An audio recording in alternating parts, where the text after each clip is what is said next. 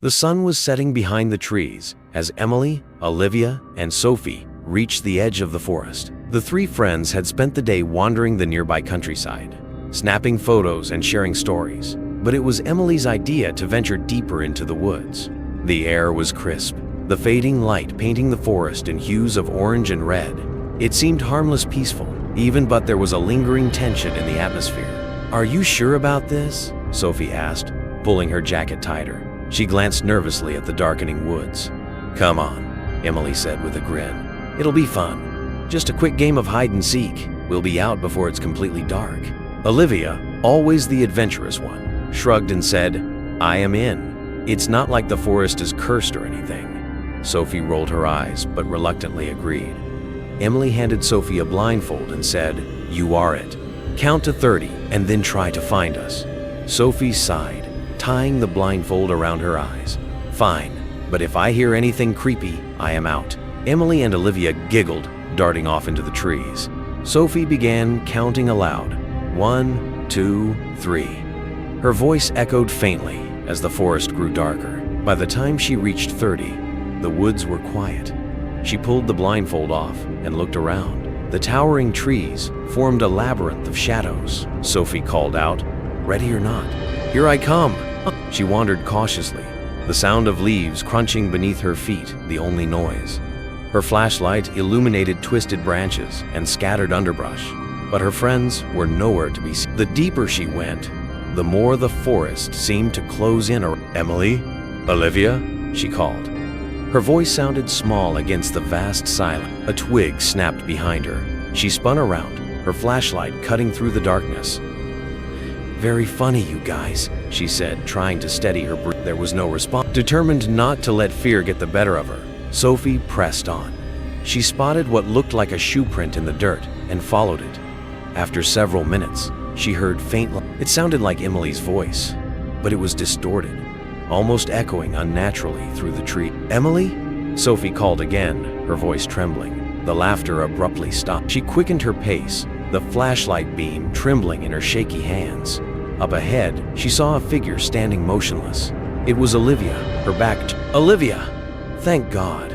I thought I was alone out here. Sophie rushed forward, but as she got closer, she realized something was wrong. Olivia wasn't moving at all, and her posture was unnaturally stiff. "Olivia?" Sophie asked, cautious. Olivia's head jerked to the side, as though responding to an invisible command. Slowly, she turned to face Sophie. Her eyes were wide, her face pale and expression. "Run," Olivia whispered, her voice barely off. Sophie's heart skipped a beat.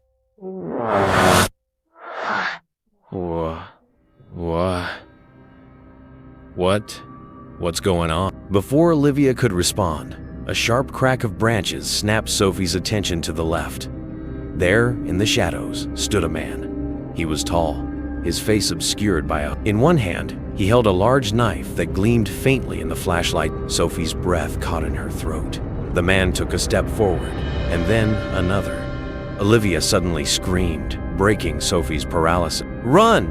Olivia shouted. Sophie turned and bolted, the flashlight bouncing wildly as she sprinted through the forest. Branches snagged her clothes, leaves slapped her face, and her lungs burned with every gasp of air. Behind her, she could hear heavy footsteps, relentless and terrifyingly close. She stumbled but quickly regained her footing, adrenaline propelling her forward. Her mind raced with panic. Where was Emily? Was Olivia okay? Who was that? Up ahead, she spotted a faint light. It was Emily, holding her phone flashlight. "Sophie, over here!" Emily yelled. Sophie ran toward her, nearly collapsing when she reached her friend. "T here is someone out here," Sophie gasped. "A man with a knife.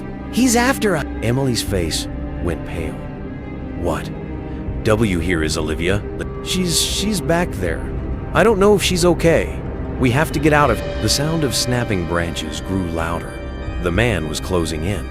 Emily grabbed Sophie's arm, and they ran together, desperation driving them deeper into the wood. The faint light of a clearing appeared in the distance, and they sprinted toward it, hope flickering like a fragile. When they burst into the clearing, they found Olivia sitting on the ground, clutching her ankle.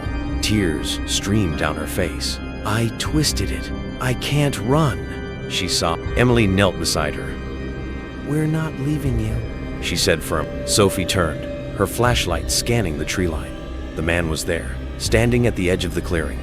His hood had fallen back, revealing a gaunt face with hollow, sunken eyes. He tilted his head, a twisted grin spreading across his... Emily stood up, positioning herself between the man and her friends.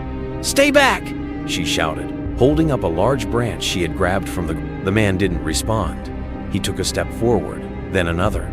Emily swung the branch, shouting again, but he seemed unfazed. His gaze was fixed on them, unrelenting and cold. Suddenly, the distant sound of a siren pierced the night. The man froze, his grin faltering. He looked toward the direction of the sound, then back at the girl. For a moment, he seemed to consider his next move. Then, without a word, he turned and vanished into the shadow. The girls didn't wait to see if he would return. Emily and Sophie helped Olivia to her feet, and they hobbled as fast as they could toward the sound of the... They emerged from the woods to find a police car parked on the nearby road, its lights flashing.